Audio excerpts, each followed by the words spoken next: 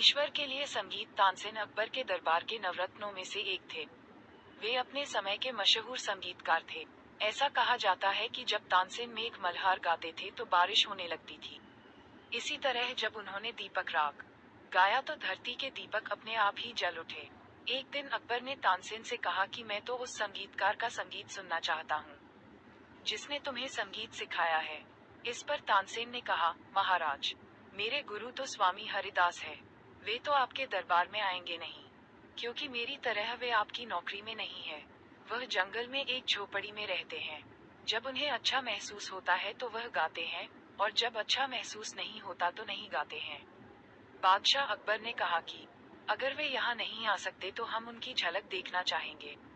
जब वे हरिदास की झोपड़ी में पहुंचे तो देखा कि वह झोपड़ी के बाहर चुपचाप बैठे हैं और उनका वाद्य यंत्र पास में रखा है। बादशाह अकबर ने कहा, तानसेन, क्या अब आने के बाद भी हम हरिदास जी का संगीत सुने बिना ही लौटना पड़ेगा? तानसेन ने कहा, मैं कोशिश करूंगा, थोड़ी प्रतीक्षा कीजिए। तानसेन ने गाना शुरू किया। थोड़ी ही देर बाद जानबूझकर तानसेन ने जरा सी गलती कर दी। इस पर उनके गुरु हरिदास ने तत्काल टोका और कहा कि तानसेन, इस तरह मत गाओ। और इतना कहकर स्वामी हरिदास ने खुद ही गाना शुरू कर दिए। उनके गायन में तो गजब का जादू था। बादशाह अकबर तो हरिदास के संगीत में पूरी तरह खो गए थे। उनके एकाग्रता तभी टूटी जब हरिदास ने गाना बंद कर दिया। इसके बाद अकबर महल के लिए रवाना हो गए, लेकिन हरिदास का संगीत उनके कानों में गूंज रहा था। रात को अकबर ने तानसेन से कहा, तुम वाकई बहुत सुंदर गाते हो। तुम वास्तव में भारत के सबसे महान गायक हो, लेकिन फिर भी तुम्हारा संगीत उस ऊंचाई को हासिल नहीं कर पाता जो कि हरिदास का संगीत कर पाता है।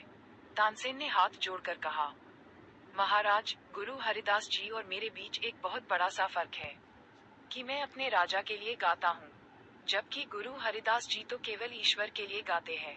वे दरबार के एक संगीतकार से तो बहुत बड़े और आगे है। तानसेन का जवाब सुनकर बादशाह अकबर मौन थे।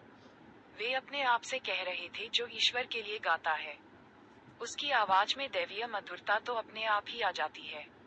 इस कहानी से हमें ये सीख मिलती है कि हमारे जीवन में सफल होने के लिए आजादी अहम होता है।